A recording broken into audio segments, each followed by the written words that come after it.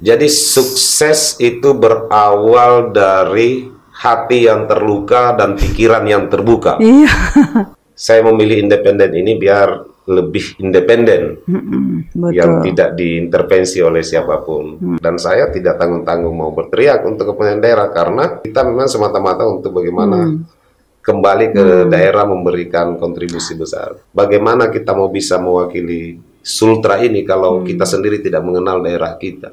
Ya, sektor yang paling menonjol yang bisa kita angkat di Sultra ini kan pertama perikanan, pertanian, perkebunan, peternakan, tapi utamanya SDM juga yang harus kita kembangkan.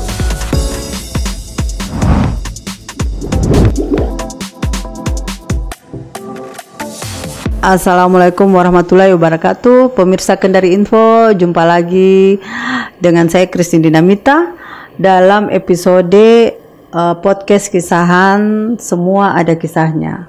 Malam hari ini kita kedatangan tamu Haji Mukhlis SIMM.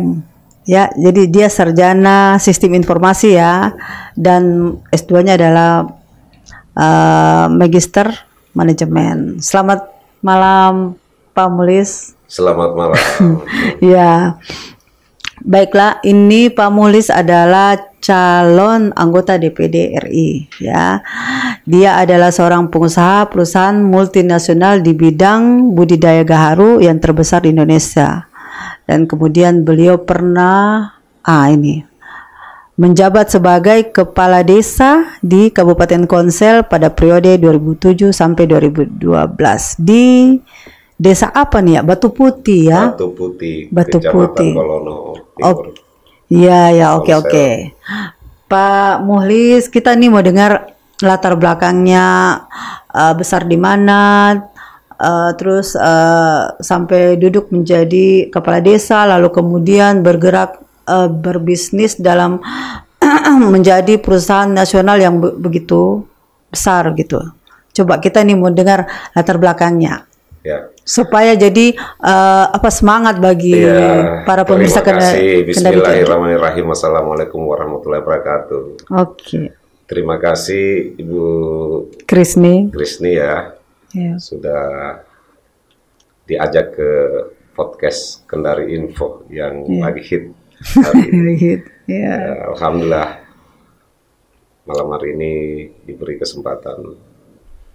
Kalau berbicara tentang bagaimana latar belakang ini panjang sekali sebenarnya jalan ceritanya, tetapi mungkin ya disingkat-singkat saja biar pemirsa juga bisa lebih dekat, karena tak kenal maka tak sayang, tak sayang maka tak cinta, tak cinta maka tak mau, tak mau maka tidak memilih nanti. Betul. Ya, jadi saya ini orang kampung, Bu. Oke. Kebetulan saya lahir di desa yang kecil, yaitu Desa Lambangi, Kecamatan Kolono Timur. Lahir dari keluarga sederhana. Nah, saat itu saya dibesarkan di sana, sekolah SD di Desa Lambangi. Kemudian SMP di Kecamatan Kolono, kemudian SMA-nya di Kendari, sampai dengan kuliah di Amik Catur Sakti, di D3. S1-nya selesai di STIMIK Bina Bangsa.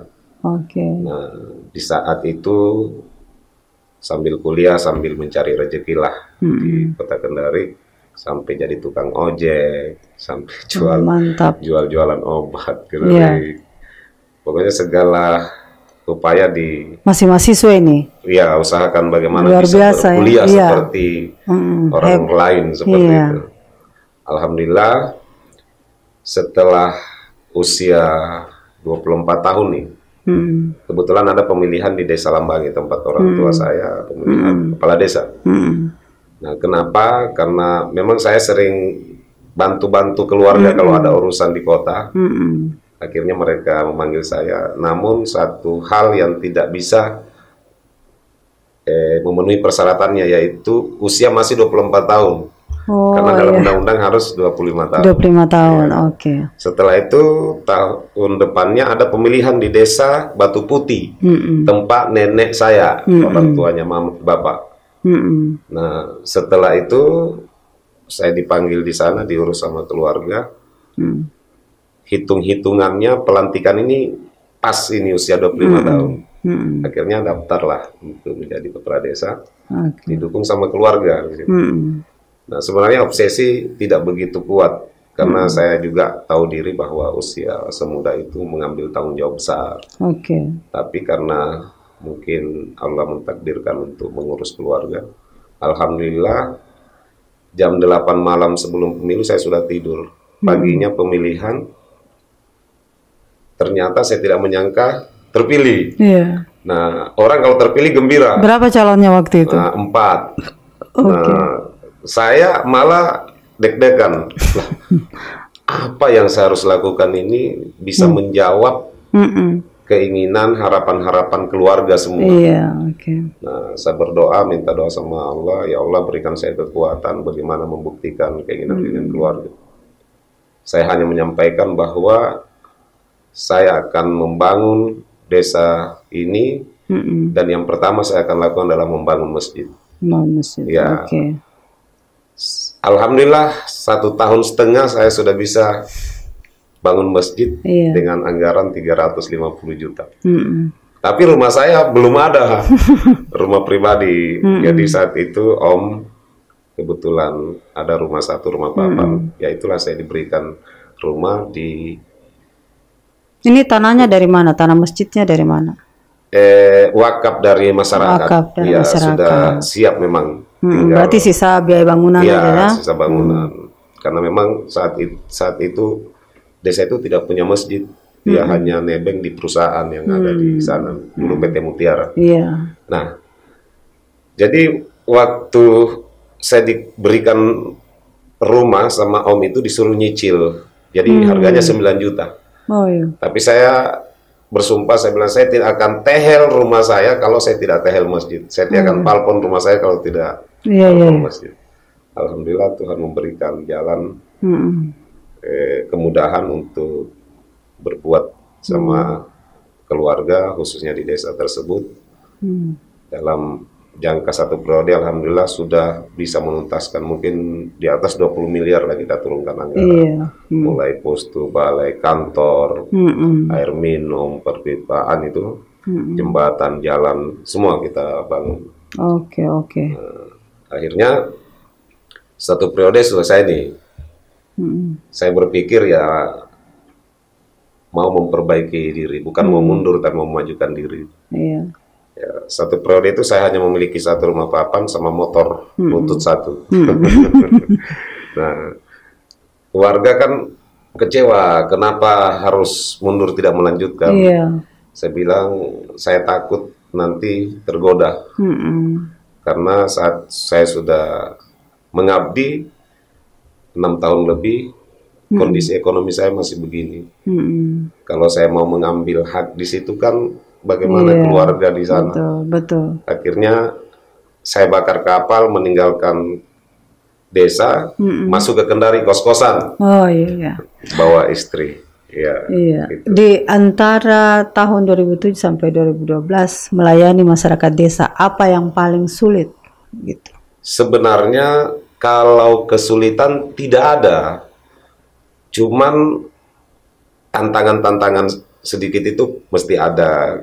Ya utamanya masalah tanah atau perkelahian antara keluarga, antara warga. Tapi alhamdulillah karena kita membawa diri bukan sebagai pimpinan, tetapi bagaimana kita membawa diri musyawarah keluarga, semuanya bisa teratasi dengan mudah. Baik, lanjut kemudian bisnis budidaya gaharu ini seperti apa begitu? Bagaimana awalnya? Jadi setelah di Kendari ceritanya nih, saya hanya kos-kosan, ikut beberapa bisnis sambil belajar, sambil ikut training-training. Kadang-kadang ikut training yang harus berinvestasi besar, yang di dalamnya rata-rata pengusaha-pengusaha tingkat atas. Ya, tapi kita hanya menyesuaikan saja. Dari situ untuk membangun relasi jaringan.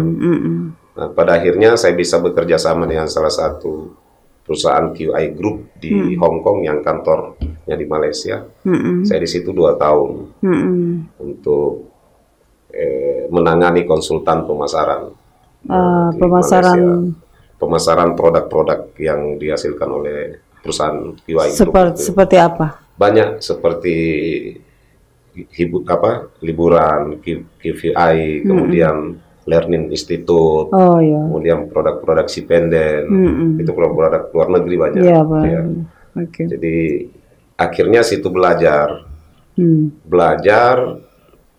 menemukan teman. Saya punya teman yang bergelut di bisnis yang sama. Akhirnya kita sepakat untuk membangun bisnis sendiri di Indonesia.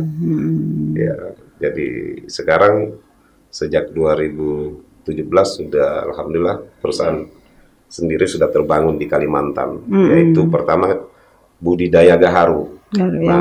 Yang kayu termahal itu kan ya. Saya orang Kalimantan asli. Iya, di Kalimantan Selatan. Cocok Kalimantan Selatan. Karena kebetulan gaharu terbaik di dunia itu kan di Indonesia. Indonesia tepatnya di Kalimantan. Betul. Jadi kita budidaya gaharu sembari kita produksi juga produk-produk turunan dari gaharu. Itu menjadi apa? Banyak, ada 12 macam, ada sabun gaharu, ada sabunnya teh gaharu, ada kemudian kopi gaharu, kemudian ada madu, smart brand di dalamnya juga ada gaharu. Jadi kita ambil bahan dasar dari gaharu. Dan ini penuh perjuangan untuk meloloskan BPOM-nya. Iya, betul. Karena gaharu ternyata di Indonesia tidak ada database Badan POM. Nah, nanti setelah kita memperlihatkan semua jurnal-jurnal internasionalnya, karena dianggap gaharu ini masih kayu hutan. Iya, kayu hutan. Nah, sehingga saat itu kita turunkan dari Kementerian Kehutanan untuk meninjau lokasi perkebunan kami.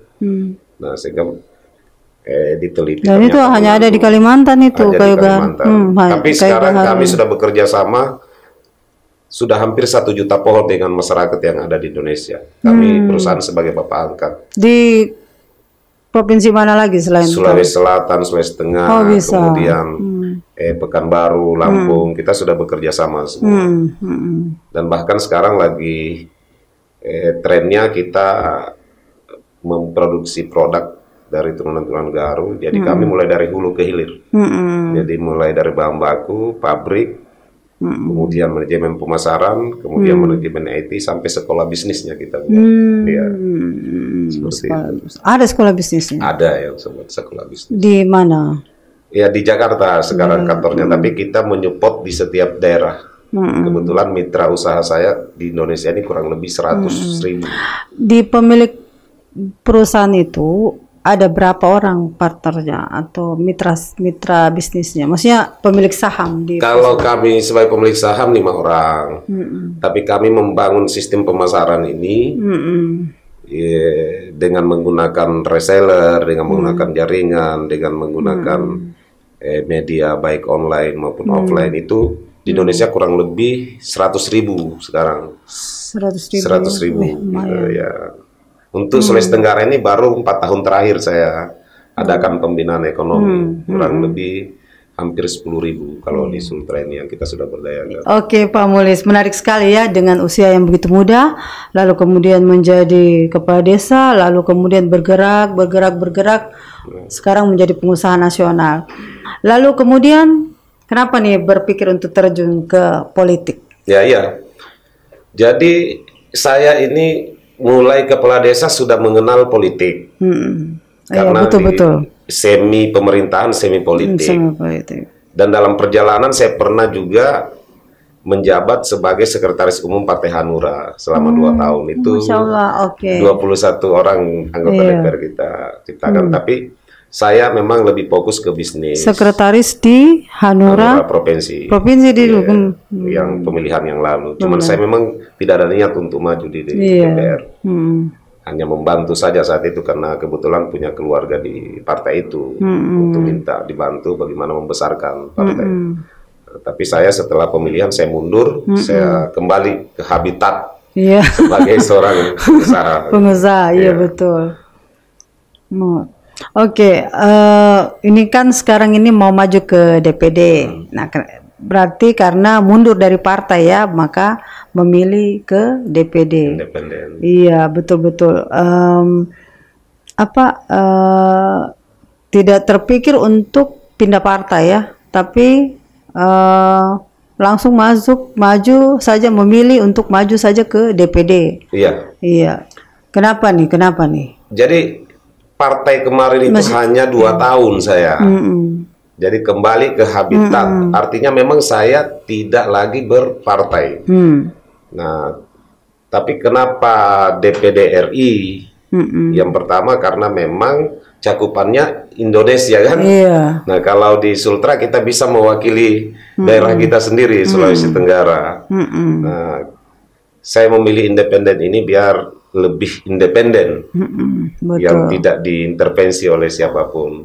Karena saya terbiasa jadi pengusaha yang berpikir independen. Nah, tapi asiknya nanti di DPD ini kita bisa mewakili daerah kita, karena melihat banyaknya potensi yang ada di Sulawesi Tenggara, kita bisa mewakili daerah kita untuk bagaimana kita menyinkronkan antara kepentingan pusat, kepentingan daerah dengan pusat. Jadi memang DPD ini ada yang mungkin kurang populer dikatakan orang karena memang tidak membahas anggaran. Justru ini yang saya senang. Betul-betul kita berteriak untuk kepentingan daerah, dan saya tidak tanggung-tanggung mau berteriak untuk kepentingan daerah karena ya memang kita tidak punya kepentingan pribadi, kita memang semata-mata untuk bagaimana kembali ke daerah memberikan kontribusi besar. Iya, Demulis ini kan apalagi tuh sudah melihat banyaknya calon, sekitar 24 kalau nggak salah. Nah, sekarang Demulis tuh bisa lihat siapa-siapa nih pesaing-pesaing terberatnya, karena Demulis ini adalah pendatang baru, newcomer kan di bidang caleg, toh belum pernah maju ke caleg. Jadi sekarang ini berani menempuh langsung DPD RI dengan melihat banyaknya saingan sudah siap dan berpikir, wah saya mau siapa nih. Posisi pesaing ini nama-nama besar semua begitu kan. Ada rasa segan ataukah ini gampang atau gimana, persiapannya seperti apa begitu maksud saya dengan melihat pesaing yang ada sekarang hari ini untuk DCS ya 24. Saya rasa semua calon-calon ini ya putra-putri terbaik Sulawesi Tenggara lah. Artinya semuanya tidak mungkin calon kalau tidak punya strategi atau niat menang.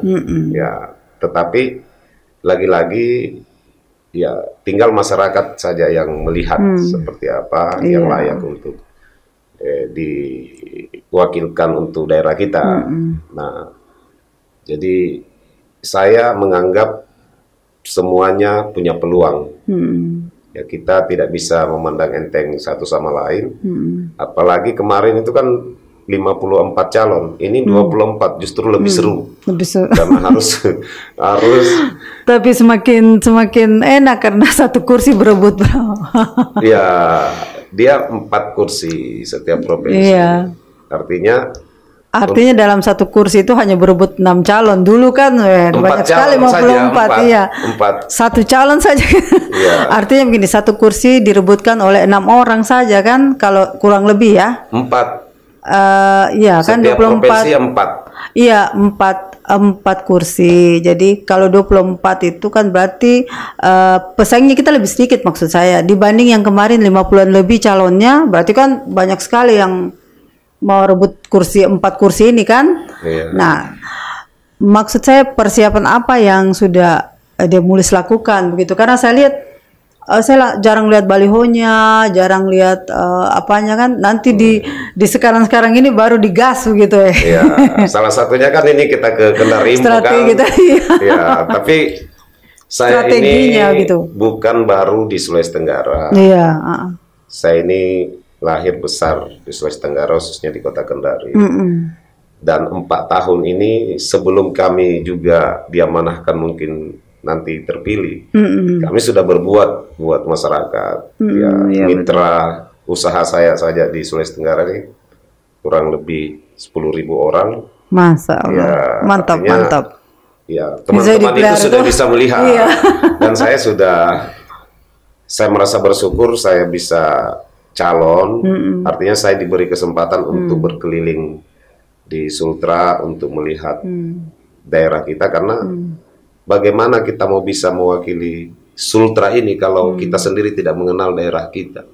Sehingga kita diberi kesempatan untuk mengenal daerah ini. Oke, sudah keliling berapa provinsi ini? Semua. Kabupaten. Semua kita sudah keliling. Bahkan sebelum mau mencalon saja sudah. Oh gitu ya, sudah sosialisasi keliling. Ya.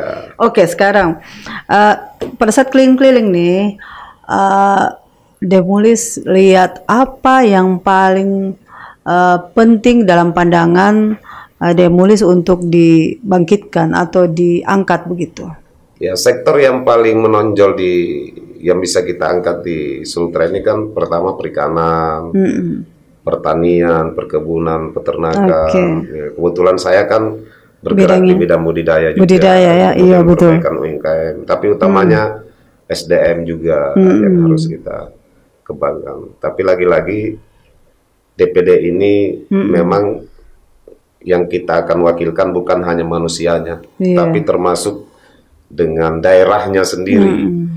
Nah, kita harus menjaga nih Sultra, apalagi sebaiknya kita angkat budidaya apa nih, kan Demulis ini bergerak di bidang gaharu kan.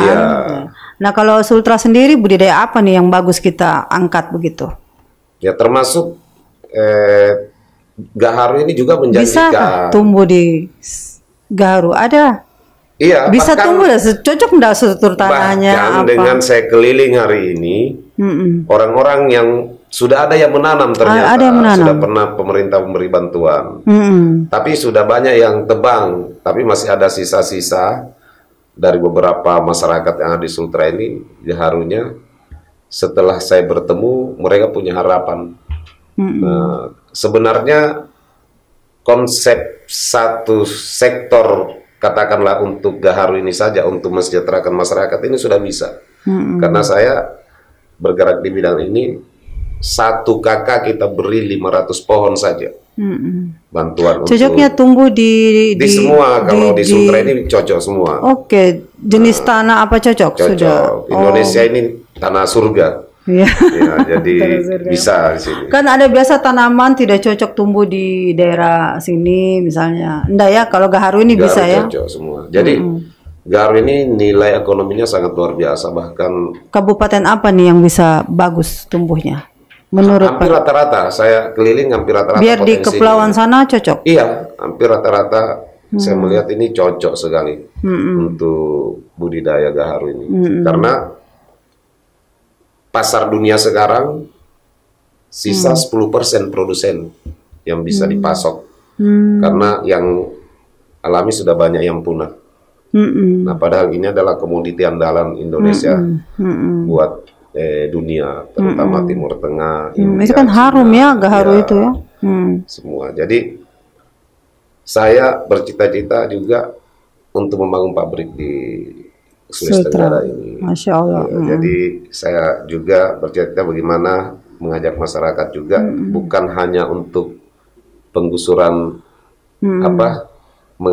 menggali tanahnya saja, tapi kita bisa menghijaukan dengan tanaman yang potensial bisa bernilai ekonomi tinggi. Jangan dikeruk saja ya, tambang tapi tidak masalah. Yang penting kita pun juga memberikan kontribusi untuk menghijaukan, tetapi bernilai ekonomi. Itu per kilonya mahal loh. Iya. Bisa jutaan sampai puluhan juta 1 kilo. Iya, betul. Dan akar sampai atas itu semuanya diambil. Tumbuh berapa lama ini? Kalau di perusahaan kami baru bisa dipanen. Perusahaan kami minimal 6 tahun sudah bisa panen. Minimal. Iya, jadi kalau ibu punya gaharu, tanaman gaharu 500 pohon saja, ibu sudah. Bisa proses tumbuhnya sampai berapa lama sudah bisa panen? 6 tahun. Dari proses nanam sampai 6 tahun sudah bisa. begitu ya. Iya. Mantap, mahal Tapi banget. semakin lama semakin Iya, mahal, semakin semakin lama, banyak iya. kilogramnya kan. Nah, jadi andai kan terpilih nih, Iya. terpilih, bidang apa yang paling Muhlis prioritaskan? Jadi begini Bu, iya. Jadi pada saat terpilih di melihat masyarakat, jadi fokusnya nanti Muhlis itu kemana begitu? Jadi gini, selain yang bidang perkebunan. Saya ini masyarakat biasa, masyarakat miskin. Saya 30 tahun baru merasakan kesuksesan untuk di bidang ekonomi. Usia 30 tahun baru mulai. Sekarang sudah usia 41 tahun. Alhamdulillah sudah autopilot usaha. Ya, sesuai usia kerasulan 40 tahun pengabdian. Hari ini saya mau mendedikasikan diri bagaimana mau mengangkat ekonomi. Jadi memang saya ingin anak-anak muda hari ini harus mengenal bisnis. Ya, menciptakan lapangan kerja, kemudian mengajarkan untuk betul-betul tidak bermental hanya karyawan, tetapi membuat usaha. Ya, dan itu saya akan berikan wadahnya untuk sekolah bisnis. Bahkan beberapa kali saya dipanggil untuk menjadi pemateri kewirausahaan untuk memotivasi teman-teman. Ini loh saya dari kampung, dari desa bisa seperti ini. Motivasi yang diberikan. Luar biasa sebetulnya ini. Tapi saya tidak seperti motivator yang lain, hanya memberi wacana, dibayar, setelah itu pulang. Pada saat mendengar saja sadar pulang, tidak ada solusi. Kalau saya berikan dengan solusinya. Betul. Nah, alhamdulillah kita sudah membina ini beberapa entrepreneur muda, mulai dari mahasiswa sampai ke kalangan atas. Nah, kita bekerja sama. Bagaimana kita ciptakan lapangan kerja, itu yang pertama. Kemudian yang kedua, potensi Sultra ini kalau salah menangani ini, salah perwakilan kita, maka ya fatal. Karena di sini betul-betul sentral sekarang. Iya, betul. Nah, saya ini punya niat betul-betul untuk daerah. Bagaimana saya ikut dalam perjalanan daerah kita ini untuk menuju Sultra yang maju. Ya, saya juga kepingin berkontribusi terhadap daerah saya. Oke, Muhlis, saya riset-riset dulu pada saat sebelum mengundang Anda ke sini. Saya lihat Anda pernah menerima penghargaan sebagai Duta Network Dunia yang mewakili Indonesia malah pada tahun 2016 dan sampai sekarang ya. Coba di sharing dulu itu. Ya, jadi waktu penghargaan 2016 saya terpilih menjadi salah satu perwakilan pebisnis network atau duta network di Malaysia yang dihadiri 100 negara lebih. Nah, saat itulah juga saya sadar ini harus saya berbagi.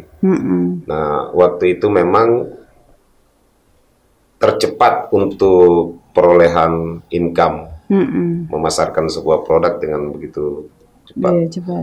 Nah, jadi saya pun juga di situ terinspirasi bagaimana menciptakan banyak teman-teman juga yang merasakan hal yang sama.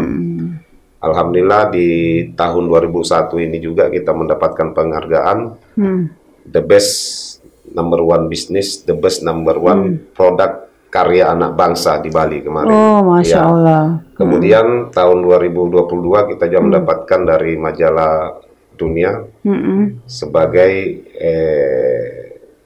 yang berkontribusi terhadap perekonomian nasional. Karena di saat pandemi kemarin banyak yang jatuh dalam bidang ekonomi.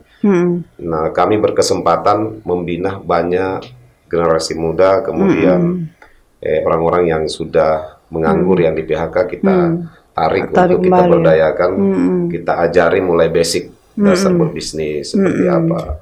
Karena komoditi saya adalah ada produk-produk yang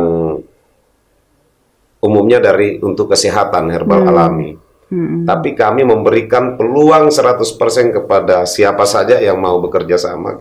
Kita beri dari segmen apa saja mereka siap, itu kita fasilitasi. Karena perusahaan yang saya bangun ini memang saya sudah niatkan hanya maksimal 10% yang saya mau untuk keuntungannya. Sisanya dari mulai payout sampai kemudian ongkos kirim dan sebagainya, semuanya kita berikan bagi-bagi kepada semua orang yang terlibat di dalam. Ya alhamdulillah banyak sekali yang tertolong saat itu, sehingga dari asosiasi World Assessment Asosiasi memberikan penghargaan itu. Ya luar biasa ya. Saya terkesannya karena sebetulnya saya lihat Demulus ini masih muda tapi sudah begitu sukses. Apa ya, kiat-kiatnya seperti apa ini? Coba berbagi dulu kiat-kiatnya. Jadi sukses itu berawal dari hati yang terluka dan pikiran yang terbuka. Iya. Ya, jadi dulu merasakan tidak enaknya miskin. Nah, kemudian disitulah kita punya harapan besar, sehingga kita tidak perlu harus hebat, harus berpendidikan, harus dari keluarga yang kaya. Yang penting niat yang kuat saja. Untuk mau merubah kehidupan dengan cara yang halal, untuk mau berbagi, membantu orang. Kalau ide itu tidak ada yang sempurna. Yang penting melakukan saja, akan muncullah ide. Kita akan terpandu sendiri.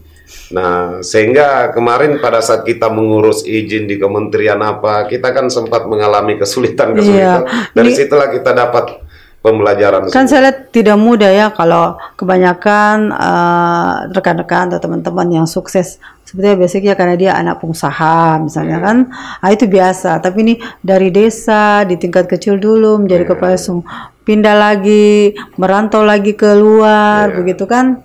Nah itu sebetulnya luar biasa. Ini bincang-bincang kita sebetulnya menarik sekali.